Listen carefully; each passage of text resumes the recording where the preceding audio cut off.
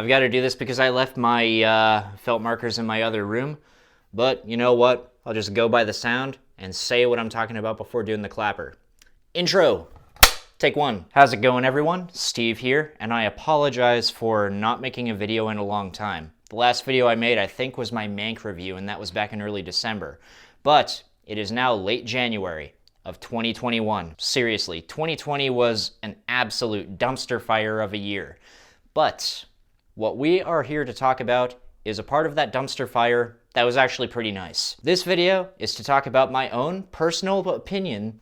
Wow, I can't even say the word opinion. My own personal opinion list of my favorite films of 2020. So before we go into my top 10 list of my favorite films of 2020, I want to go through some films that didn't quite make the cut, but deserve some honorable mention. And those films, in no particular order, are Tenet, yet another Christopher Nolan film that plays around with the concept of time and provides an amazing visual spectacle in doing so. The Hunt, a film that divided very many people and makes fun of just about everybody you can think of, but I didn't find bad in the slightest. Bad Education, a very timely and very underrated film that came out on HBO about what is now considered the biggest school board embezzlement scandal in US history, and what might just be Hugh Jackman's best performance to date. The Vast of Night, living proof that you do not need a big budget to make a compelling sci-fi film. Totally Under Control, a searing, unflinching documentary about COVID-19 and the pandemic,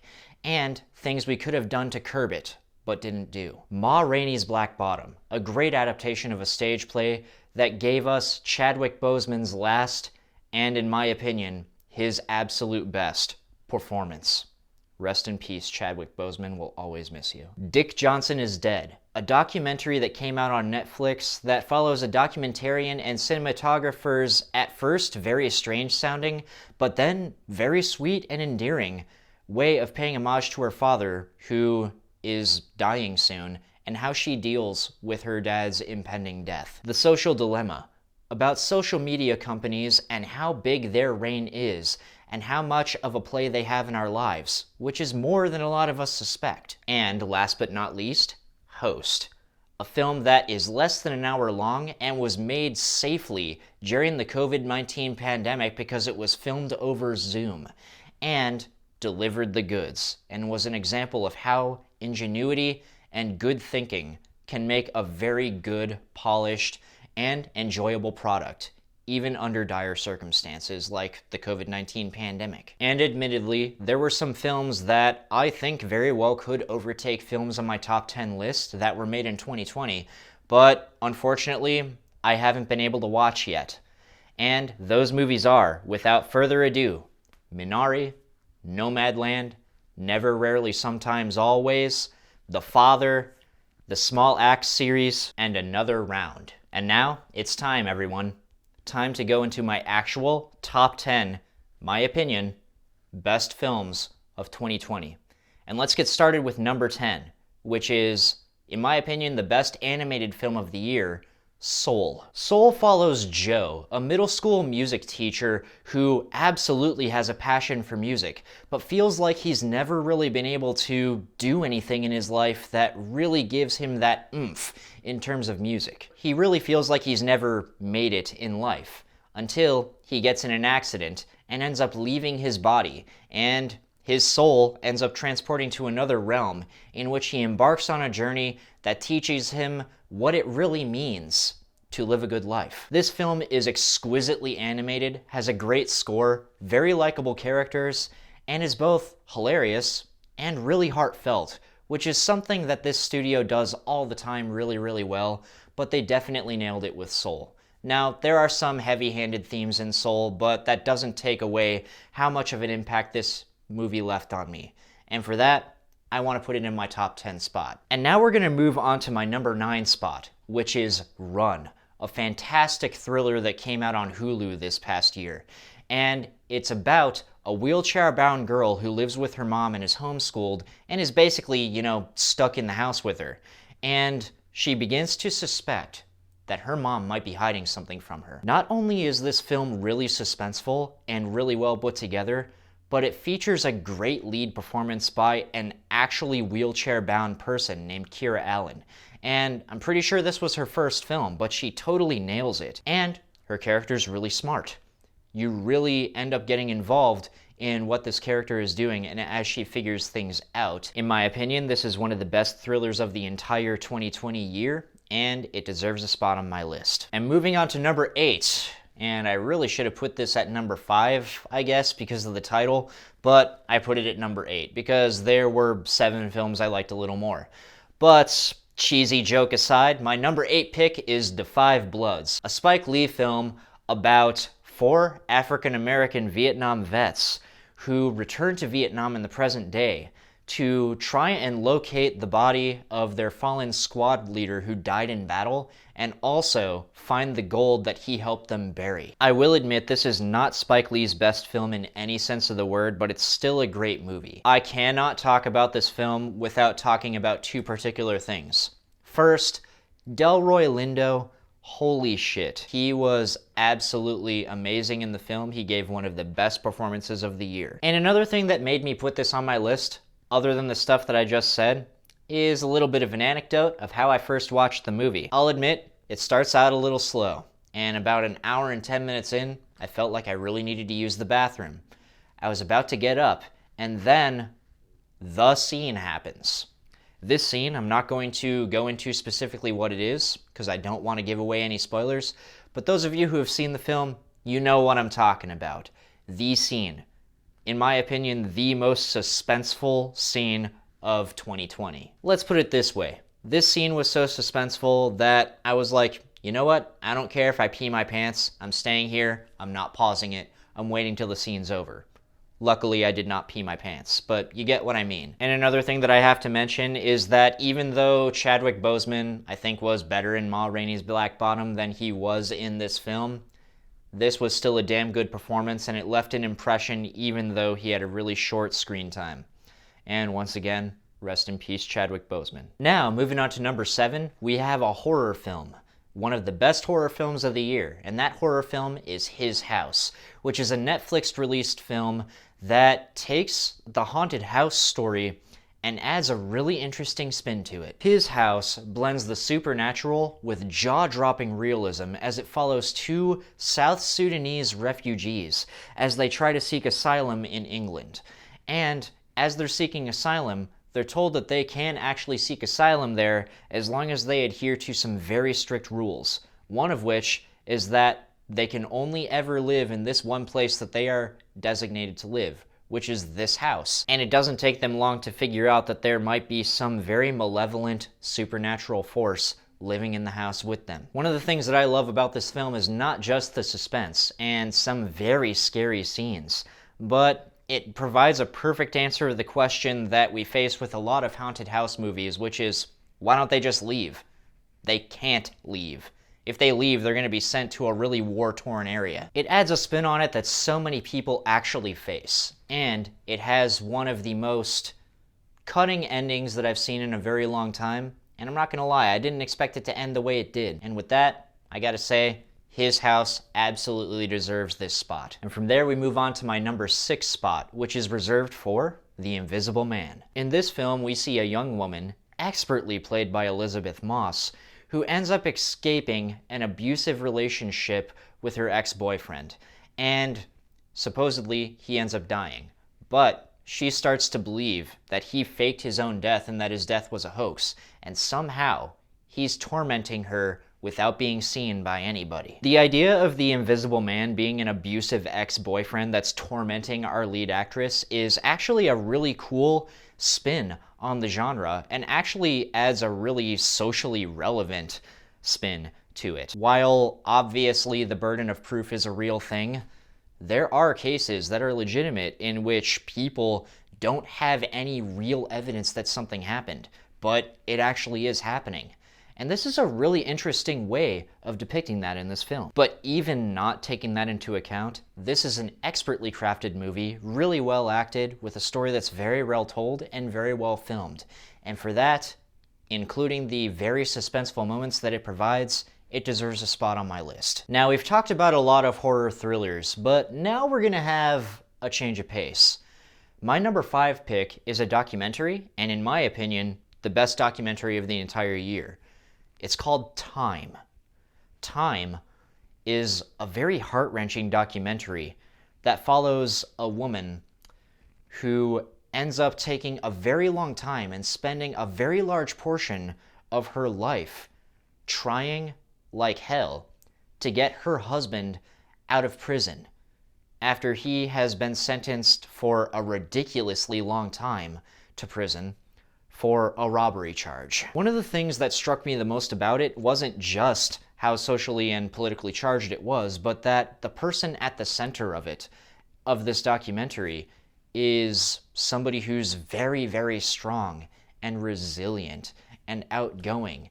And when you see somebody like that, it's really easy to root for them, and it's so much more devastating when what you repeatedly see is them just repeatedly running into brick wall after brick wall in their attempts to get this guy out of prison. This is a beautiful and gut-wrenching documentary that I have to recommend watching, and it is absolutely my pick for the best documentary of 2020. And my number 4 pick is an even bigger change of pace for that because it's actually very lighthearted.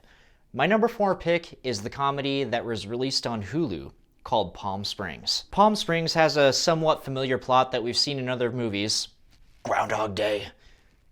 That was a terrible attempt at doing a fake cough. But anyway, Palm Springs follows a young woman played by Kristen Milotti, consistently underrated actress, who ends up stuck in a time loop and repeating the same day over and over again, and she can't get out of it.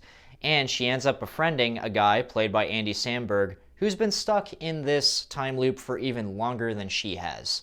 And hijinks ensue, and they start learning more about life and themselves along the way. Palm Springs is just such a funny and really likable movie with really endearing characters who couldn't be more likable if they tried. And not only that, but I'm just gonna go ahead and say it, we needed this movie in 2020.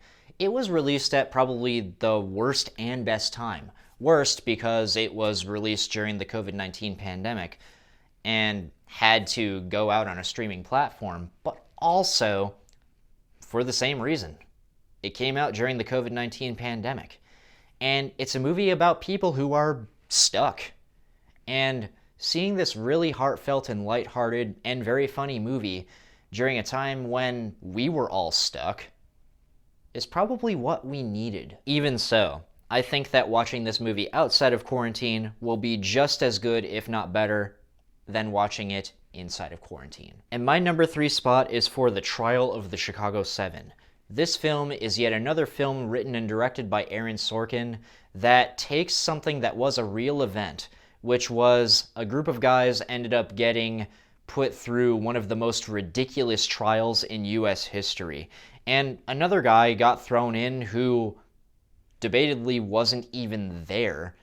And they end up going through this trial because supposedly they crossed state lines to incite a riot and therefore broke a federal law, even though the riot was almost very obviously caused by the police. And it's another Aaron Sorkin film that takes this true-to-life event and, dramatizes it a little bit and adds things that didn't actually happen and, leaves some things out, but makes it really timely to things that are happening today and makes it really relevant to things that are happening today. As with any historical film, there are a lot of liberties taken with historical accuracy, but it doesn't take away from the story and it doesn't take away from the presentation. This is still a damn good movie, and it proves that Aaron Sorkin is a genius storyteller. This movie has some of the best editing I've seen this year, and it has some of the best performances I've seen this year as well, especially by Mark Rylance and Sacha Baron Cohen. The ending is trying a little bit too much to be a crowd-pleasing ending, I will admit, but the film is still well worth watching. I've watched it many times over so far, and I think I'm still going to. Now here comes my number 2 spot. This number 2 spot is a film that I wasn't really sure if I liked it when I first watched it, but then, after some subsequent viewings, I appreciated it a lot more, and it's grown on me since. And I think it's a criminally underrated movie that hasn't been getting a lot of attention. The movie is The Devil All the Time. This film is a very dark and very foreboding story that, makes you feel uneasy while you're watching it. But there's a lot going for it, really. The Devil All the Time has a lot of interwoven stories, but at its center is a young man played very against type and really well by Tom Holland, who will do pretty much anything to help his family and defend the people he loves, and has had a really hard lot in life. And it also throws into the mix a murderous couple, a very corrupt sheriff, and a batshit fucking crazy preacher played excellently by Robert Pattinson. And through the course of time and some very coincidental events, all of their paths converge and the shit hits the fan. One of the things that the film has going for it is this very, very strong sense of dread and foreboding that just builds and builds as the movie goes on. But another thing that I really liked it that put it at my top 2 spot was not just the performances and not just the excellent writing and not just the absolutely amazing cinematography, but this movie, despite all of the stories going on, doesn't feel convoluted or messy. All of the stories feel like they gel together really, really well. And when it all meets at the center, it doesn't feel like some really contrived twist. It feels like it was actually kind of meant to go there. And for that reason, I've got to give the filmmakers credit, and it deserves a spot on my list. And now, the moment we've all been waiting for. What's Steve's number 1 pick for his favorite movie of the year 2020? This pick might shock some people, and others who have seen it, it won't shock at all. My pick for the number 1 film of 2020 is Sound of Metal. Sound of Metal is a masterfully put together film about a punk metal band drummer and recovering addict played astonishingly well by Riz Ahmed, who begins to very abruptly lose his hearing, and it throws his entire life and plans off course, and he has to do something about it. Sound of Metal has 2 of the absolute best performances of the year. One of them is in the lead by Riz Ahmed. He's absolutely perfect in the role he plays, but the other one is a supporting role. Paul Raci. He plays a guy who is also deaf, but is the head of a group home for deaf people, and he's absolutely perfect in his role as well. He gives you the genuine impression that he wants to help people who are experiencing hearing impaired problems and are going deaf realize that once you go deaf, your life's not over. Sound of Metal is not only a deeply dramatic film about a guy losing his hearing and dealing with losing his hearing, and not only is it an educational film about the deaf community, but it's also a searing look at somebody who's already trying to change their life for the better because this guy's a recovering addict, and then having something thrown at them that totally comes out of left field. And this guy does not want to accept that he's going to have to make yet another radical life change. And another thing that I absolutely have to call out about Sound of Metal is its sound design. If this movie does not get nominated for an Oscar for Best Sound, which is now apparently going to be 1 category instead of 2, which it used to be sound mixing and sound editing, but if this movie does not get nominated for Best Sound, I have no idea what the hell's going on. I think it should win. This movie has the best sound design I have seen in the year of 2020. Heard in the year of 2020. The movie has a very frank depiction of what it's like to be deaf. It doesn't hold your hand, but it doesn't talk down to you or anyone else either. And all of these combine to make Sound of Metal my favorite film of 2020 so far. And there we have it. Those are my top 10 favorite films of the year 2020. And like I said, there are films that were made in 2020 that I haven't been able to watch yet that, might sneak onto the list and push some others out. But until then, that's my list. That's it for tonight's video, everyone. If you like this video, go ahead and hit that like button. It really helps out with the algorithm and helps people who would like to see my content but aren't aware of my content actually find it easier. And if you want to see more content from me, go ahead and hit that subscribe button too. And, if you really want to be notified when I make a new video instead of, just being randomly notified or having to sift through your feed in order to find my videos, go ahead and hit that bell icon so that you'll actually be notified when I make a new video and when I release a new video. Here's to the films of 2020 actually making a very big dumpster fire of a year somewhat tolerable. And here's to hoping we have a much better 2021. Have a good one, everyone, and I'll see you guys later.